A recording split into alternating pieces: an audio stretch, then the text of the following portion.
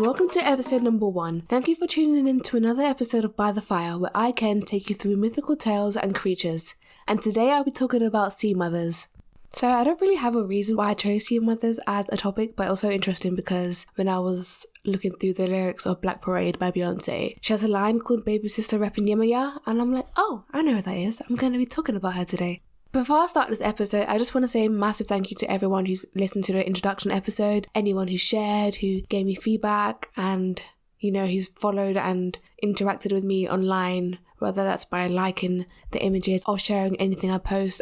People have been really supportive and great, and I really hope that continues, and I hope this podcast is something that people enjoy and can also be used as a tool for learning as well. On to the episode. Mama Glow is the mother of the river, protector and doctor of the river animals. Her name comes from Mama Dilo, which means mother of the water in French, and she comes from Trinidad and Tobago. Mortal men who commit crimes against the forest, like burning down trees or indiscriminately putting animals to death or fouling the rivers, could find themselves married to her for life. Her upper torso is a naked, beautiful woman. The lower part coils into a large form of an anaconda snake that is hidden beneath the water. They also tell of hearing a loud cracking sound, which is said to be the sound made by her tail as she snaps it on the surface of a mountain pool or a still lagoon. Sometimes she takes the form of a beautiful woman singing silent songs on still afternoons, sitting at the water's edge in the sunlight, lingering for a golden moment, a flash of green, then she's gone. If you were to meet Mama Glow in the forest and wish to escape her, take off your left shoe, turn it upside down, and immediately leave the scene, walking backwards until you reach home.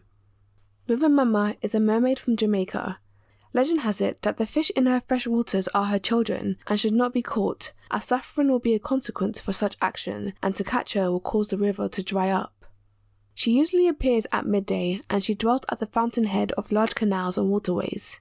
She has long flowing black hair that she constantly combs, and those combs are sometimes found at fountainheads.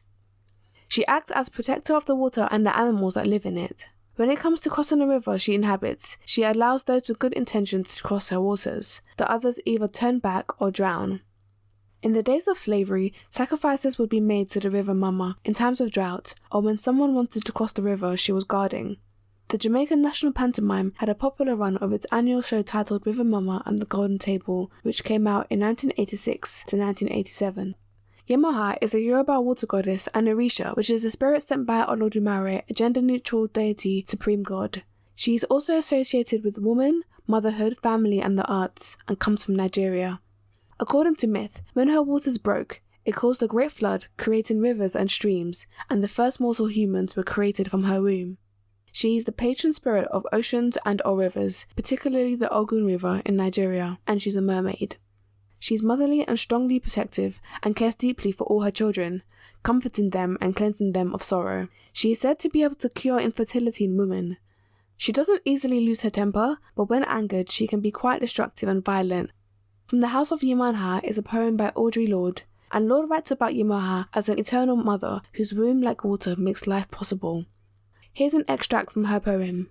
Mother I need, mother I need, mother I need your blackness now as the August earth needs rain.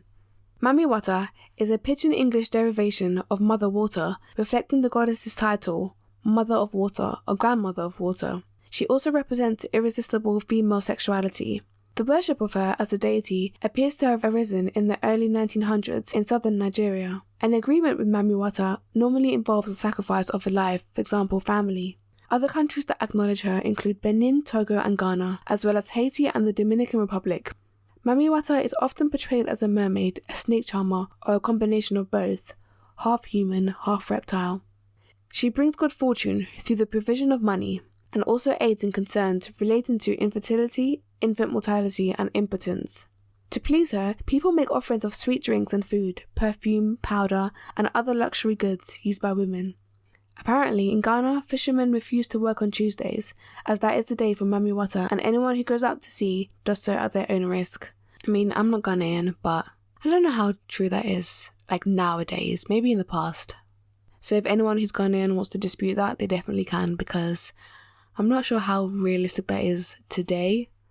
After researching all these mythical creatures, I was intrigued about how and what is the symbolism of water in all these legends and folklores, because obviously I know that water is so important, like in like society, in humanity in general, because Earth has so much water, our bodies contain so much water, and there's still so much life in the water that we haven't discovered yet. I think there's more things we haven't discovered in the water than in space. Am I wrong? So I was doing a bit of research about water and I found a few things. Water seems to have a special role in all these legends, indicating that life would not have been possible without the basic element of water. This is also the basis for the Yoruba beliefs that considers water to be a vital and sacred origin of life.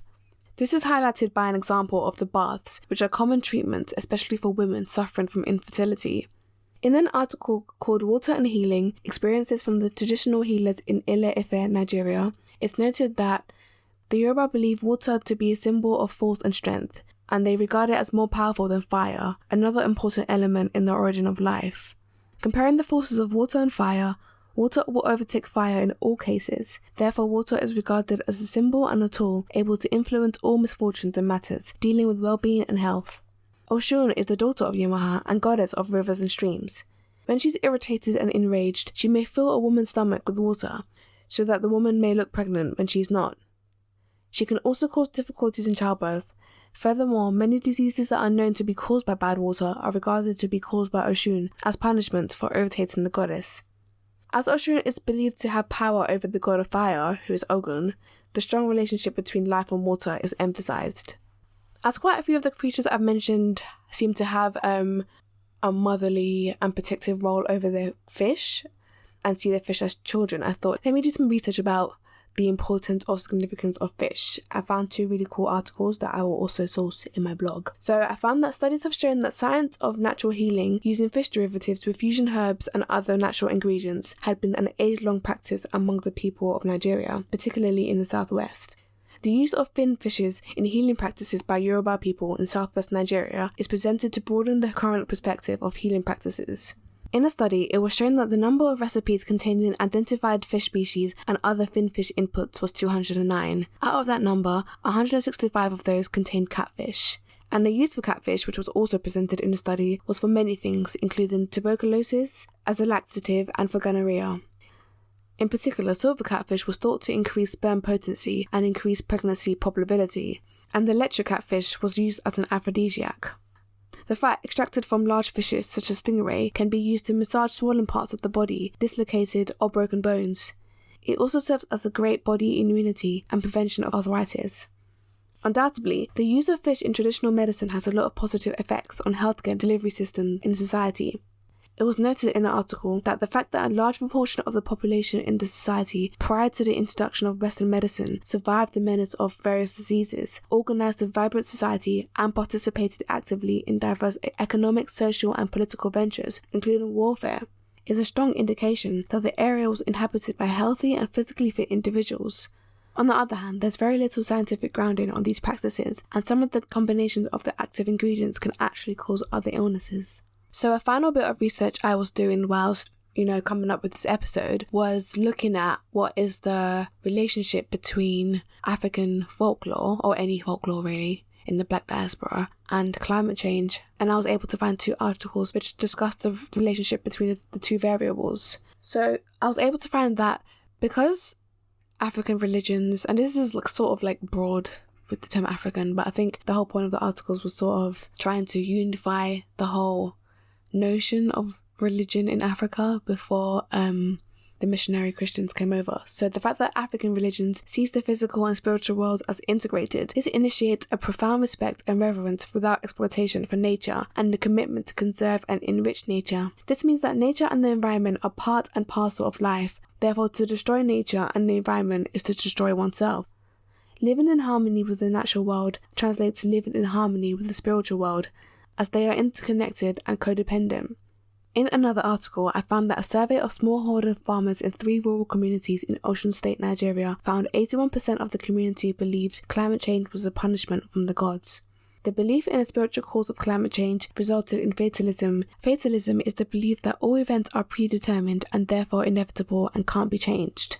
A study was taken among agro-pastoralists in Kenya, and there are a group of people living by a mixture of agriculture and livestock herding. This study found that 45% of those respondents believed that droughts were their traditional gods' planned and could not be mitigated. So essentially the same as the idea of fatalism. Well, I hope you enjoyed that episode of Sea Mothers. I hope you felt enriched and learnt more about great women who not only feel as though they have to protect the waters, but also have to protect the creatures inside them. And I hope you've also learnt more about, the importance of water and fish as a whole in certain communities in West Africa.